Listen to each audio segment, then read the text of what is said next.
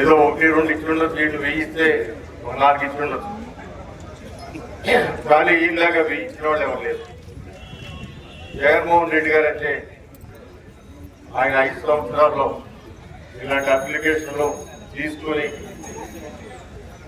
ఎన్నిసార్లు తిరిగినా ఇవ్వని పరిస్థితి ఉంది. ఆయన కూడా 100కు 2-3 ఇచ్చి ఉండొచ్చు, కానీ ఎక్కువ బాగా ఇవ్వలేదు. ఆనాడు ఇబ్బంది పడినాళ్ళందరూ కూడా ఇప్పుడు వస్తూ ఉన్నారు. మాకు తెలియక ఇక్కడ పెట్టుకుంటే ముఖ్యమంత్రి నారా చంద్రబాబు నాయుడు గారు మనకు డబ్బులు ఇస్తారనే తెలియక వాళ్ళు హాస్పిటల్లోకి వెళ్ళారు, బిల్లులు చేసుకున్నారు, బాధపడుతూ ఇంట్లో కూర్చున్నారు తప్ప చాలా మంది తెలియట్లేదు.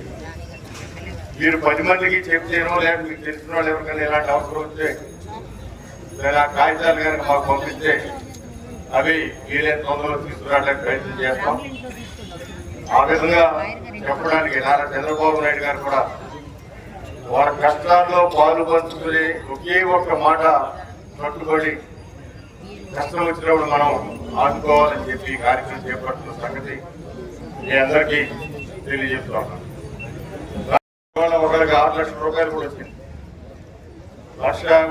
అనేక మంది మొత్తం కూడా నాకు తెలిసి ఎల్ఓసీతో సహా 95 మంది, ఎంతమంది ఎల్ఓసీతో సహా 95 మంది వాళ్ళ చెక్కులు, అది 20,000 చెక్కులు ఉంటాయి, 2 లక్షల రూపాయల చెక్కులు ఉంటాయి, 6 లక్షల రూపాయల చెక్కులు కూడా. వాళ్ళు 6 లక్షల రూపాయల చెక్కు కూడా ఉండేవాళ్ళు. అలాగే ఎల్ఓసీలు కూడా ఈ రాష్ట్రంలో ఏదైనా ఇతర ప్రభుత్వాలు అధికారంలో ఉన్నప్పుడు వాళ్ళు ఎవ్వరూ చేయనంత రికార్డులో నారా చంద్రబాబు నాయుడు గారి నాయకత్వం, పవన్ కళ్యాణ్ గారి నాయకత్వంలో కూటమి ప్రభుత్వం చేయడం జరుగుతుంది. ఉదాహరణకి ఎన్టీఆర్ వైద్య సేవ ఆరోగ్యశ్రీ కింద జగన్మోహన్ రెడ్డి గారు ముఖ్యమంత్రిగా ఉన్నప్పుడు 5 సంవత్సరాల్లో 9,000 కోట్లు ఖర్చు పెడితే ఇప్పుడు ఈ కూటమి ప్రభుత్వం నారా చంద్రబాబు నాయుడు గారు, పవన్ కళ్యాణ్ గారుల నాయకత్వంలో కేవలం 2 సంవత్సరాలు పూర్తవకముందే 7,000 కోట్లు గణాంకాలు చెబుతా ఉన్నాయి. అంటే ఇంకా 2 సంవత్సరాలకి 7,000 కోట్లు అంటే ఆదామాషా చూసుకున్నా కూడా సుమారు 20,000 కోట్లు ఇచ్చే పరిస్థితి ఉంటుంది. ఇప్పుడు ఒక మాట చెప్పడమే కదా అని చెప్పి ఆరోగ్యశ్రేణి పడకన పెట్టేశారు. ముఖ్యమంత్రి సహాయనిధి ఇవ్వట్లేదని చెబుతారు. ఇవాళ ఒక్క మన నియోజకవర్గంలోనే 16 కోట్ల దగ్గర సుమారు 15-16 కోట్ల మధ్య ఇవ్వటం జరిగింది. అంటే 175 నియోజకవర్గాలు లెక్కేసుకోండి ఎన్ని వందల కోట్లు ముఖ్యమంత్రి సహాయనిధికి ఇచ్చింది. ఇవన్నీ కూడా పేదవాళ్ళ కష్టాల్లో పాలు పంచుకోవాల్సిన బాధ్యత ప్రభుత్వంగా మన మీద ఉంది అని చెప్పి ఒకే కాన్సెప్ట్తో ఆయన 95లో ప్రప్రథంగా ముఖ్యమంత్రి అయిన దగ్గర నుంచి ప్రవేశపెట్టిన ఈ కార్యక్రమం ముఖ్య సహాయనిధి అనే కార్యక్రమం ఈ రోజు వరకు ఆయన ముఖ్యమంత్రి ఉన్నప్పుడల్లా కూడా ఇవాళ కొన్ని అవాస్తవాలు చెప్పి ప్రజల్ని ఏమార్చి మభ్యపెట్టి ఏదో లబ్ధి పొందాలని చూస్తూ ఉన్నారు. 2019లో అట్లాంటి లబ్ధి పొందారు.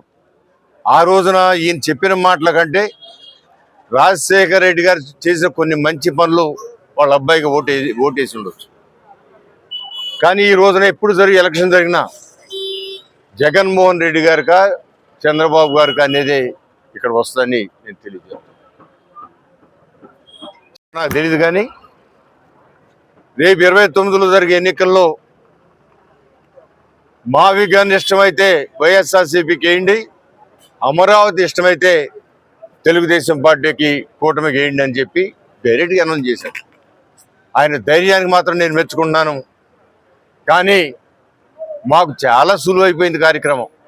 ఇక ఏమీ అవసరంలా, ఒకటే మాట ఆయనే అదే మేనిఫెస్టోతో ఎలక్షన్కి వెళ్దాం 2029 అని చెప్తున్నాడు. మేము కూడా ఆహ్వానిస్తున్నాం. మావిగన్ కావాలా అమరావతి కావాలో తెలుసుకోని ప్రజలు కూడా అడుగుతాం.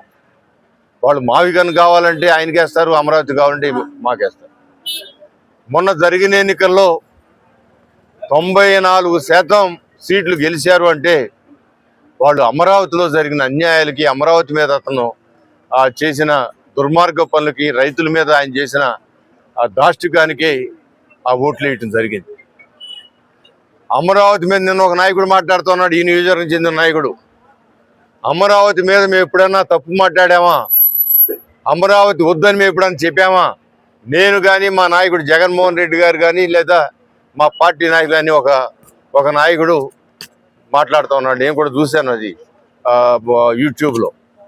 ఎంటే జగన్మోహన్ రెడ్డి గారి యొక్క నేను నిశ్చితంగా అమరావతికి వ్యతిరేకనని ఆయన అప్పుడే చెప్పాడు. అప్పుడు చెప్పాడో దానికి ముందు చెప్పాడు. అంటే వాళ్ళ నాయకుల్లో మతి స్థిమిత్యం లేని విధంగా వస్తున్న డైలాగ్. నిన్నెవరో కూడా ఆ ఫోన్లో ఎన్ని మాటలు మార్చాడో కూడా ఉంది దాంట్లో. ఒక ఒక ఒక ఒక సంవత్సరంలో ఒక మంగళవారం నాడు 3 క్యాపిటల్స్ అని అనౌన్స్ చేశాడు. అది కూడా మంగళవారం నాడు. ఒక బుధవారం నాడు క్యాపిటల్ బిట్వీన్ 2 హైవేస్ అంటున్నాడు. అది ఎక్కడో అది 2 హైవేలు ఎక్కడో, ఆ 2 హైవేల మధ్య ఎక్కడ పెడతారో ఆయనకే తెలియాలి.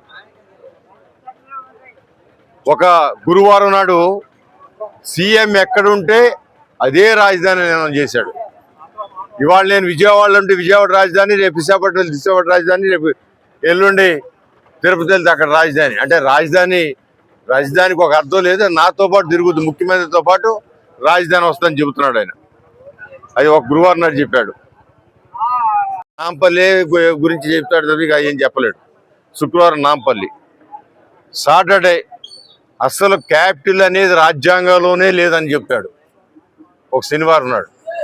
అంటే రాజ్యాంగంలో లేని క్యాపిటల్ గురించి భారతదేశంలో అన్ని రాష్ట్రాలు క్యాపిటల్ ఎందుకు పెట్టుకున్నాయి? భారతదేశానికి ఒక రాజధాని ఢిల్లీ అని ఎందుకు ఉంది? అమెరికాకు ఒక రాజధాని వాషింగ్టన్ అని ఎందుకు ఉంది? అదేవిధంగా ఆస్ట్రేలియాకి ఎందుకు ఉంది? అన్ని దేశాలకి రాజధాని ఉంది, అన్ని రాష్ట్రాలకు రాజధాని. ఈయన రాజ్యాంగంలో ఎక్కడ లేదని చెప్పే పరిస్థితిలో ఆయన శనివారం ఉన్నాడు. ఆయన ఈ సండే బెంగళూరు ఆయన రెస్ట్ ప్లేస్ అనమాట. అది ఆ రోజున కూడా ఏం మాట్లాడు ఆయన. సండే ఏం మాట్లాడు. అందుకని ఆ సండేను ఫ్రైడేను మన దగ్గర అన్న మాటలు లేవు. మిగతా 5 రోజులు మాత్రం చక్కటి మాట్లాడు. అది వాళ్ళ నాయకులు ఆలోచించుకోవాలి. ఆ నాయకుడు ఫాలో అవ్వాలా లేదా అని. సరే వాళ్ళ ఇష్టం, ఎవరి కర్మ ఎట్టగలితే అటు వెళ్తుంటారు. కానీ నిశ్చితంగా నారా చంద్రబాబు నాయుడు గారు ఒక విషయం చెబుతాడు.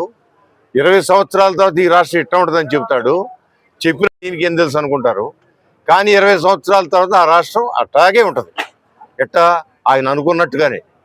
మన తెలంగాణ రాష్ట్రం ఏమైంది? తెలంగాణ రాజధాని ఏమైంది?